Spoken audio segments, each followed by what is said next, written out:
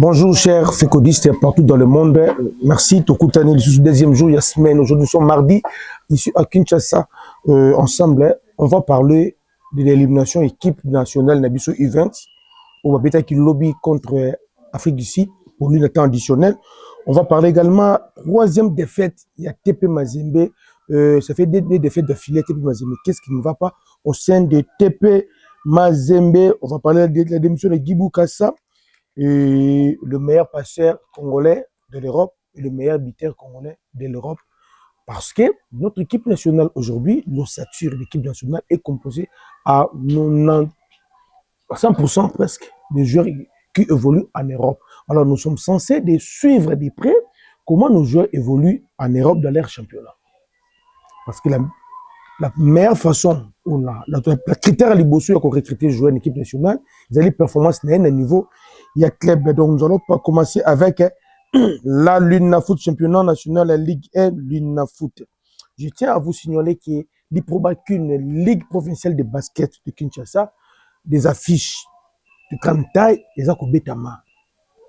Kuna na terrain, il y a gymnase, il y a circo, il y a la police, na salle jumelle également. Le niveau, il y a stade de Marty. Donc, sur l'Ingara Basket, c'est presque chaque jour qu'il y a deux matchs. Il faut aller au stade de Marty.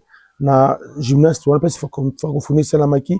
On a des cités, des spectacles, des élèves, des Molokai, des Minza, des OCPT, on a vers club, des Obeta, au OCP là.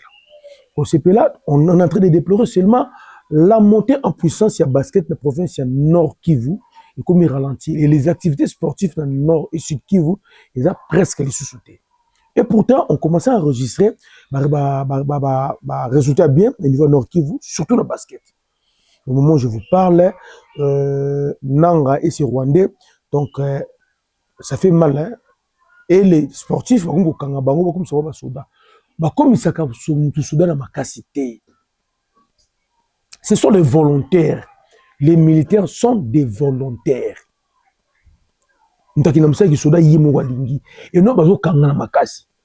Vraiment, nous sommes de cœur avec nos frères congolais qui sont à Niragongo, à Rutshuru, à Masisi, à Bunagana, à Katana, à Kavumbu,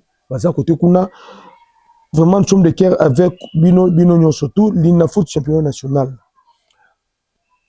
Qu'est-ce qu'on peut dire encore de ces championnats? Calendrier, une fois de plus, réaménagé. Donc, réaménager, ça veut dire quoi? On a reprogrammé des matchs et changé encore des dates. Ceux qui sont annonceurs Morazalaki, tout diffuseur Morazalaki, on allait faire quoi? Respect calendrier, il a foutu ça dans le kakaté. Là, ça nous fait beaucoup du mal. Tanganyika a gagné Mazembe 2-1. Mazembe, après avoir perdu à Kinshasa contre les Aigles du Congo, il a perdu sur place à Lubumbashi devant Lupopo. Là, on comprend. Lupopo, quand même, c'est Lupopo. Perdre encore contre Tanganyika, on se pose maintenant la question où est le grand Mazembe? Si on n'arrive pas à trouver une solution durable pour sauver TP Mazembe, ça sera la fin du football de Kinshasa. Jusque-là, ce TP Mazembe, dans des porte-étendard, il y a sport congolais, il y a football. Mais lorsque TP Mazembe n'arrive pas à s'organiser, TP Mazembe n'arrive pas, il faut qu'on se mette ensemble, de réfléchir. J'appelle à tous les dirigeants de TP Mazembe. L'air est grave. L'air est grave. On n'a pas besoin de voir TP Mazembe et sombrer. On a dit, et on continue à dire, l'impossible n'est pas Mazembe. Nous voulons voir l'impossible là. Qui n'est pas TP Mazembe? On veut voir l'impossible là. La situation de TP Mazembe, après la défaite contre Tanganyika, je pense à mon humble avis, niveau Fécodi, même les Imaniens, les Bataloupo, les Bilima, Basanga Balende, ils ont compris que non, ils ont amorcé comme Mazembe. On doit chercher à savoir qu'est-ce qui ne va pas au sein de TP Mazembe. Parce que Mazembe, si on continue, nous ne serons pas contents de voir TP Mazembe qui coupe l'Afrique. Nous militons pour la méritocratie, pour la Coupe d'Afrique. Mais une année sans TP Mazembe, la Coupe d'Afrique, la RDC, après 2 décennies, je parle, c'est catastrophique.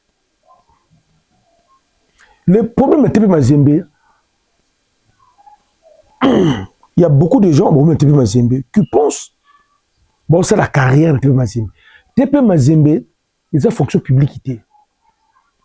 Tu travailles à TP Mazembe, comme en cours d'idée, il faut pas remplacer. Même les qui tengi. Si on trouve que besoin en cours d'idée, il faut pas remplacer. Merci. Pour la TP Mazembe, on évolue stade des martyrs. Bana Fekodi, j'ai appris. Il y a une société européenne, ils sont venus ici à Kinshasa, pour inspecter pelouse stade des martyrs pour un probable changement. Ils ont venu proposer pour un probable changement. Au niveau de la Fekodi, tu as mis un message très kitoko, parce qu'ils pour nous voir, très kitoko, tout ça, tout à fait d'accord na message wana. Mais nous avons le moko toujours banga les Kambouya pourcentage. Parce qu'on n'a pas vu appel d'offres Oyo, ministère des Sports, ton gestionnaire stade des martyrs à l'ANSA qui a publié qui. Pour que l'entreprise ait postulé. Ou ton monité mbongo au gouvernement congolais à Bimissi pour l'achat, il y a pelouse synthétique. On nous apprend qu'il y a une société qui propose biso pour le pelouse synthétique. Et ça m'a bêté. Mais Tolingi n'a biso surfacturation. On sommes d'avis va changer pelouse parce que licence est déjà ici là. Pelouse du stade des martyrs, ceux qui osent les causes non normal. Ceux qui tiennent assez, vous verrez que et ça va pente et comment va fort bon. Raison pour laquelle même nos propres joueurs qui évoluent en Europe, ils ont du mal à développer un bon football au niveau local. Nous sommes d'avis va changer pelouse. Mais nous ne voulons pas être comme un cop Toshida. Il y a le ministère ITPR, il y a le ministère des Sports. Parce que le Congo évolue. Et nous tous, nous savons le prix. Il y a plus synthétique, il y a dernière génération. Tout est pris dans haut. Bon, ça, la biso tenenge basala qui Jacques Yaboula dans le Lubumbashi. Pesimbongo pour le stade qui bat Maliba, bah quelque chose de plus synthétique aux autres cadreté yakala. Excellence Didier Boudimbu, la gestion des stades des martyrs ne dépend pas de votre ministère seulement. C'est tous les peuples congolais qui ont déjà braqué sur la gestion des stades des martyrs. Nous voulons consommer la biso pelouse hybride. Ça veut dire mi-synthétique, mi-naturel. Ce qui est naturel, comme nous avons mureté d'entretien stade des martyrs, naturel est qui débat avant.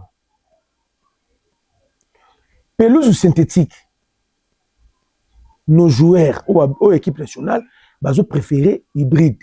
Pour le club, nous avons mettre dans le gazon naturel, tout le hybride, mettre dans la synthétique et kakati. Synthétique, c'est pour les entraînements. Nous connaissons les prix.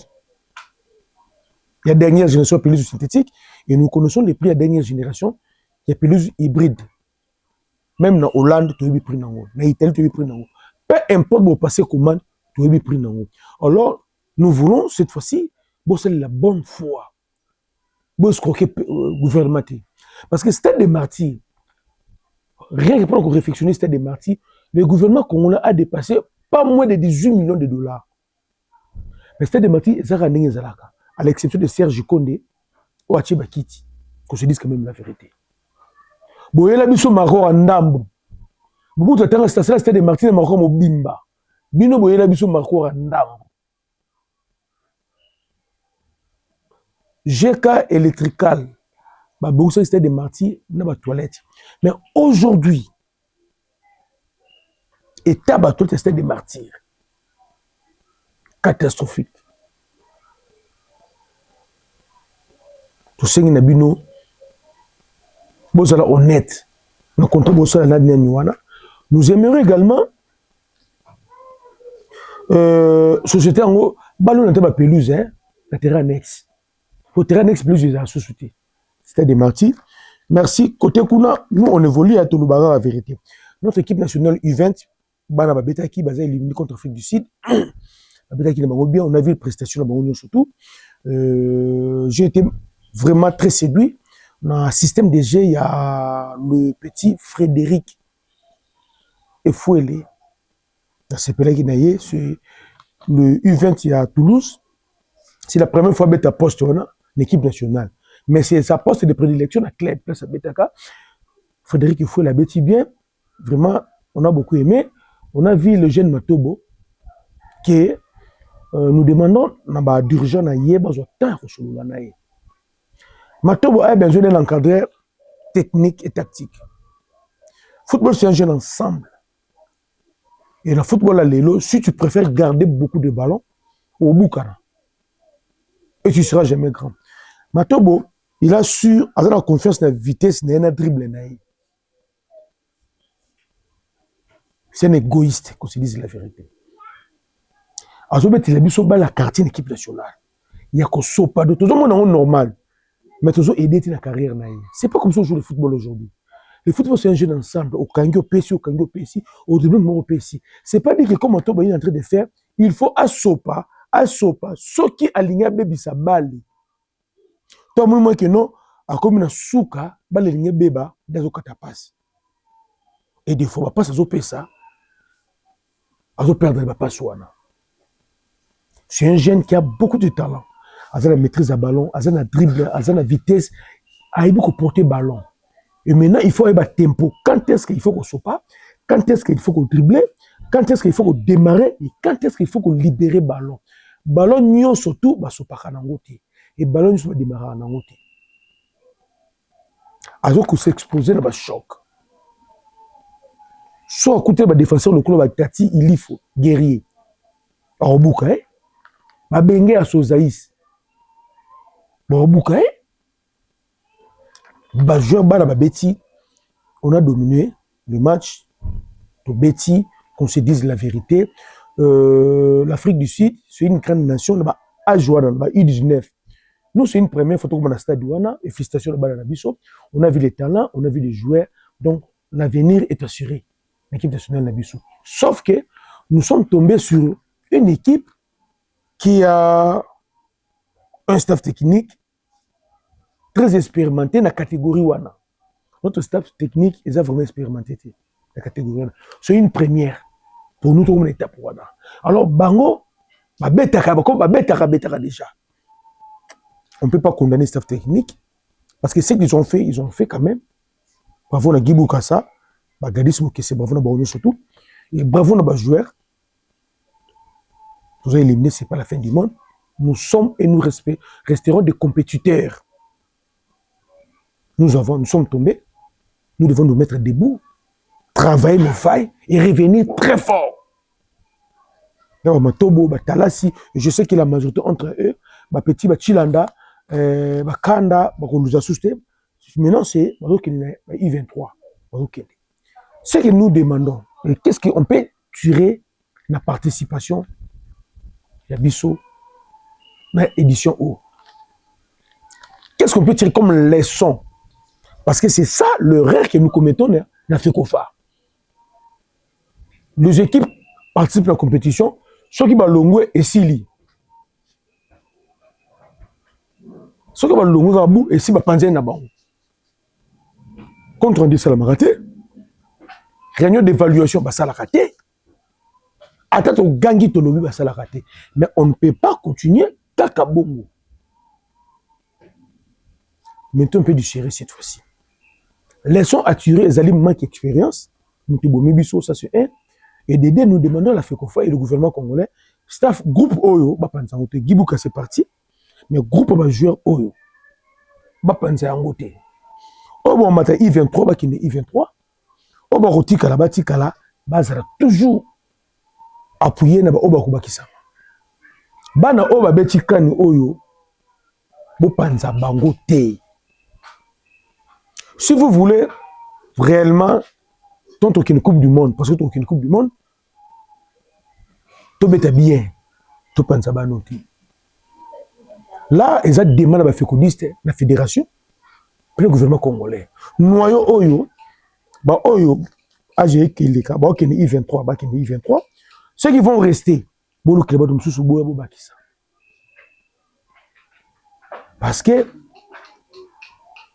mais chez ceux là on liboso tu décembre Coupe d'Afrique faut te mettre éliminatoire Coupe du monde on a l'idée de organiser Coupe d'Afrique chez nous faut que tu compter na bana o ce qui te pense équipe oyo to kozonga na case de départ et là on kakuta lobaki vous savez que tant que Coupe du monde kakuta aucun n'est pas cité on devait poser la question kakuta dit que ce qui te kenaki Coupe du monde est tort Cooper tu comptes pour le sous 9 fois 1 Cooper a une rigueur mais il a la maîtrise du football africain et il avait même pas la maîtrise du football na biso dans Congo et même les joueurs ils même pas non ba ngande ko ba entraîner ba ngande ko ba fédération bo je suis entraîneur à rigueur mais vous montrer que non entraîneur on a la maîtrise du football africain et a la maîtrise du talent à biso mon côté il y a ba ndeko yoka ba touté Cooper donc bakei félicitations à bana bango surtout bien qu'ils soient éliminés Marcel Moussala na bango félicitations. Après l'éliminatoire que vous allez éliminer, le Moni, conférence de presse, le coach Guy Boukassa, qui vient récemment de signer un contrat avec le gouvernement congolais, a démissionné. Le coach de Event a démissionné. Maintenant, on se pose des questions. Pourquoi, pendant plus de 22-23 mois, à signer un contrat, Guy Boukassa a démissionné. À peine a signé un contrat, Guy Boukassa a démissionné. Et l'autre nini et pousser Guy Boukassa à démissionner. C'est ça la grande question qu'on doit se poser.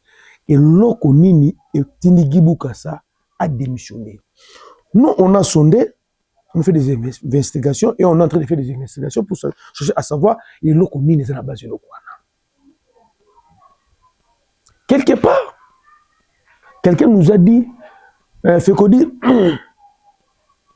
les enfants ont joué 4 matchs. Ils ont reçu combien comme prime? Il faut vérifier d'abord le problème à prime. Oh, tout le monde ah, scandale, moi, déjà. Dans mon stage, Joana, partage mon stage, Joana, les joueurs et les staffs sont sur 91 300. Mais il y avait un sujet camerounais, au travers de ça, besoin $100 000. Pour répondre à l'hôtel, dans un entraînement, c'est $100 000. Mais Guy Boukassa, le staff là-bas, tout, ils ont fait ça. Un prétexte, en fait. Tu vois, il y a une hypothèse de ça. Est-ce qu'il y a un problème, il y a une prime et s'oppose à qui? Point d'interrogation. Est-ce qu'il n'y a pas eu chevauchement entre Guy Boukassa, staff technique, il y a le part A, FECOFA et ministère? On se pose des questions. Pourquoi Guy Boukassa a démissionné? La démission, il a dit que il faut qu'il y ait une politique nationale d'encadrement des jeunes dans le sport et pratiquement dans le football. Le coach Guy Boukassa déplore le manque de politique nationale. Encadrement des jeunes, surtout dans le football. En parlant de ça, tu peux y raison de Guy Boukassa. Tu peux y raison. C'est le gouvernement central qui doit, à travers le ministère du Sport, qui doit concevoir un projet, une politique sur le sport national. Et chaque fédération va s'approprier la partie Oyo et Zéabaou. Quelle est la politique nationale du sport en RDC? Où en sommes-nous avec les lois, la loi Kaboum, le Parlement? La FECOFOMA lui-même, quelle est sa politique en termes d'encadrement et d'équipe d'âge? C'est ça vraiment la problématique. Quelle est la politique? Il y a FECOFA, encadrement des jeunes, il y a football d'âge. FECOFA politique n'est pas ni. Je pense que M. Sabé Machine, il faut le Makambo. Il faut le Bango, mais il faut le Makambo. On va expliquer Bissou. Oh, moi, Zalarawana Binamungu a commandé rebelle. Maintenant, c'est cette machine, il faut me expliquer l'histoire.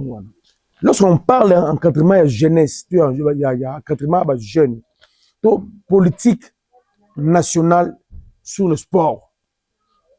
Il y a des gens de bonne volonté. Ils ont investir dans le sport au Congo. Et ces gens-là, ils ont mérité respect, et ils ont soutenu.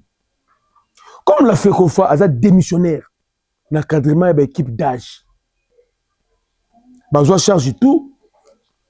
L'État. Et l'État lui-même a mis sur le sport, politique nationale, il y a sport, bazan en côté. Ce qui est Zalaki, mais province de Koula, Bakongo, il y a un stade.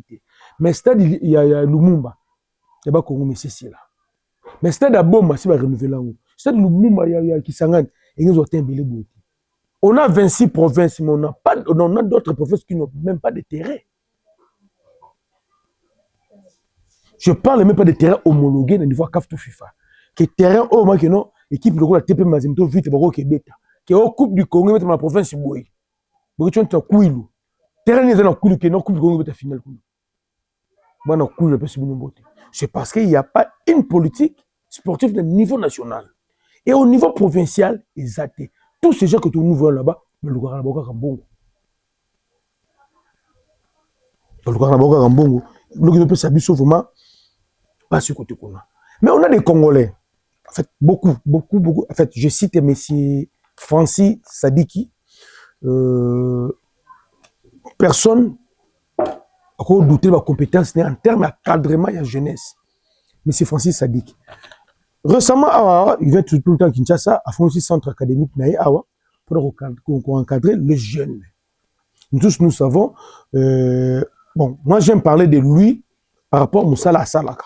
J'aime pas parler de lui comme les papas de Noah Sadiki, qu'on parle de Noah Sadiki, on parle de papa, non.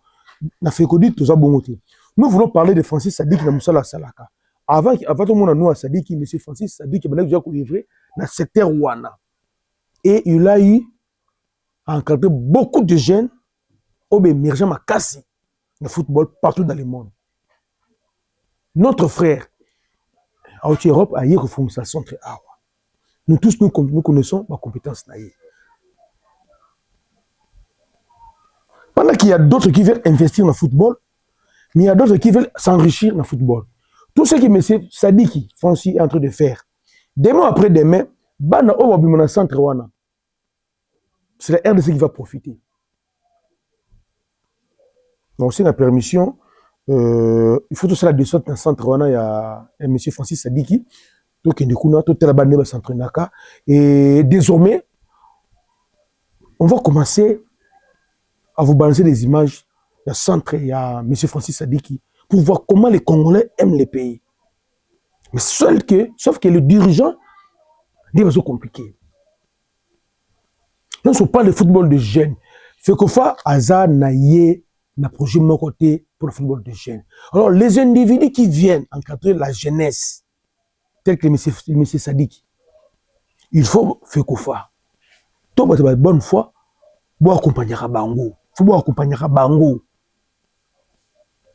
J'ai demandé l'autorisation à la descente qu'on a micro dans la caméra et je vais vous balancer les images de voir comment les enfants sont encadrés et on verra des coachs qui sont là. Merci vraiment à M. Sadiki.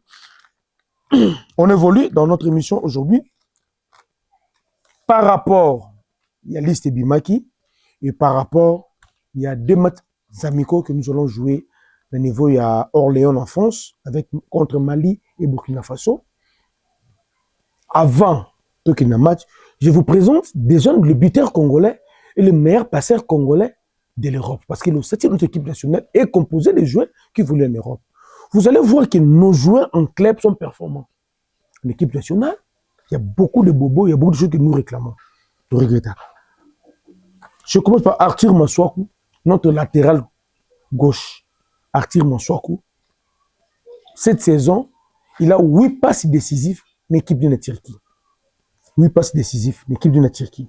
On a Shadak Akolo dans l'équipe de Saint-Galen en Suisse. Arthur Maswaku a 8 passes. Akolo a 7 passes décisives.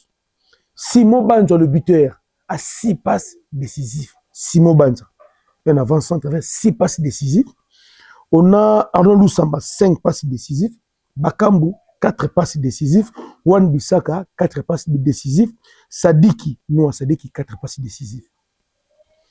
Si on prend à gauche, Masuaku, avec ses 8 passes décisives, on prend à droite Bissaka, avec ses 4 passes décisives.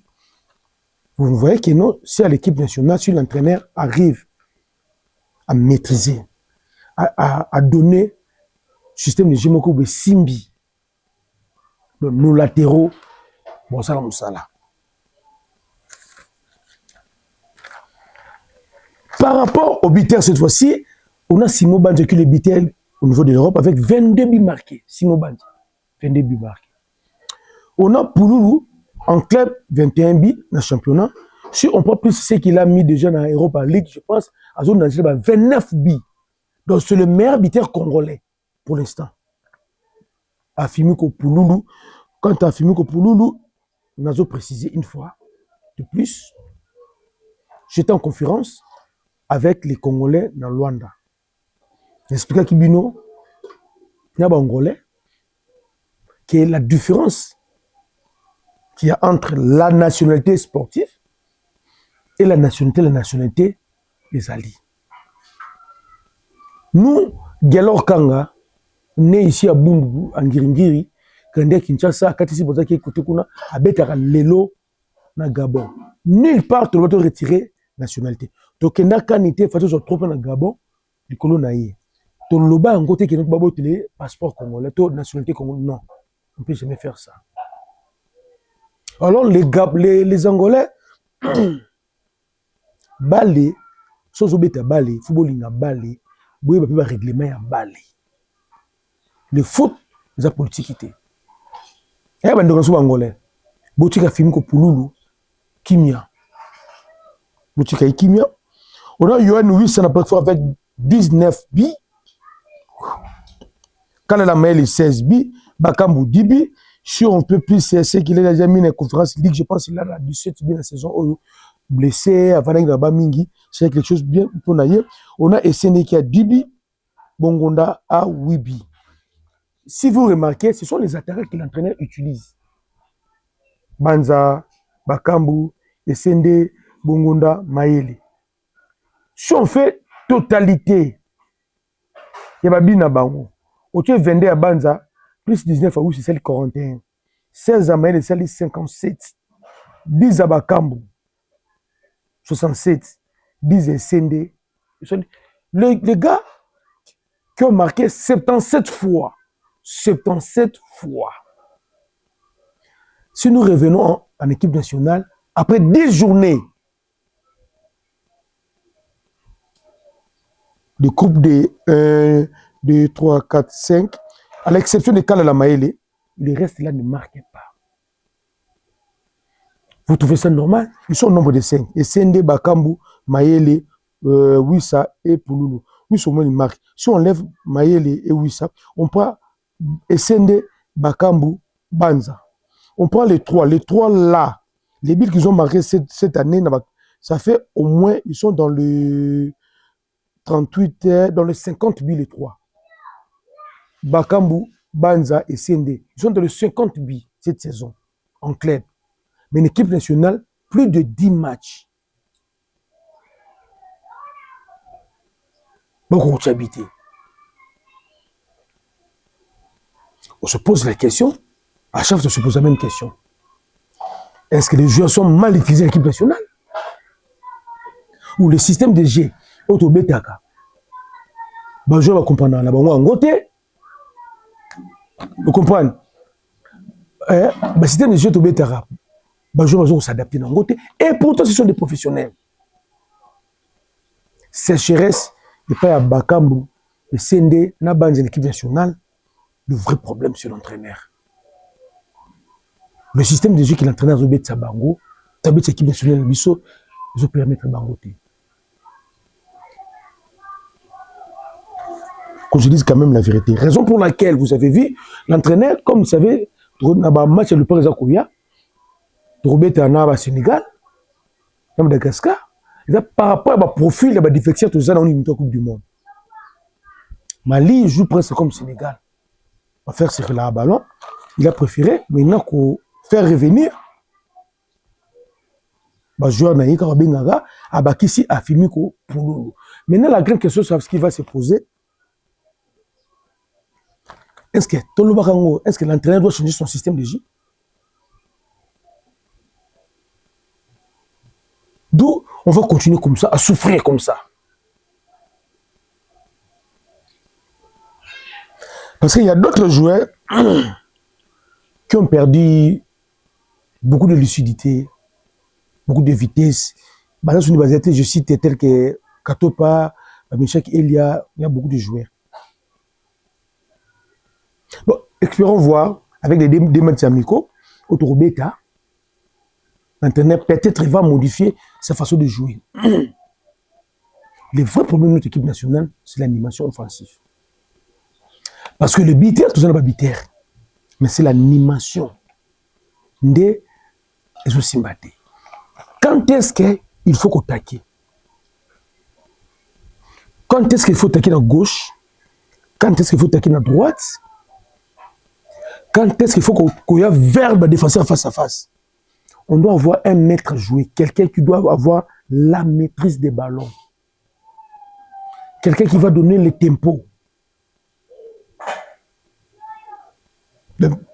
Quelque chose, papa, même tu bêtis dans 3-5-2, 4-4-2, schéma classique, 4-3-3-3. Papa, il faut qu'il y ait quelqu'un au Ozala, appelle ça tempo. Et maintenant, le joueur là, il faut appeler ça tempo. Il faut vendre ça tempo. Vendre cela en tempo, ça n'a été. C'est la rôle en Bazali. Mais l'entraîneur dans le système de jeu, Alingaraye, mon rôle ou vous savez que on peut prendre même Edo Kaïm à revendre sa tempo. Si petit Moukaou a resté intéressé à l'équipe nationale, toujours ici Nanisima. Donc, Moutou Sema Betika rappelle sa bête à Kawana.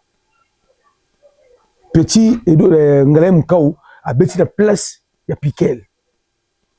Attends, tu es Edo Kaïm le Kolo qui Simba. Attends, tu as filmé que pour une personne et qui Simba. Attends, tu es Diangana, personne et qui Simba.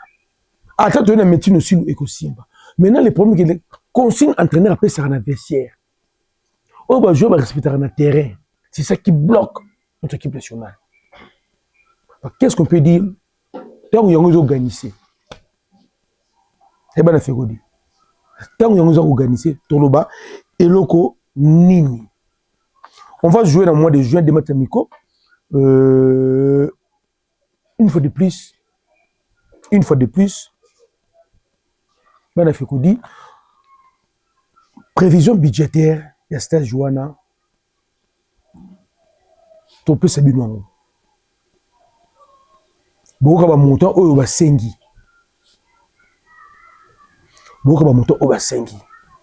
Maintenant, bon, il faut organiser l'élection. Comme il y a Sika et il y a pour réévaluer contrat et les attributions, il y a coach des sabres.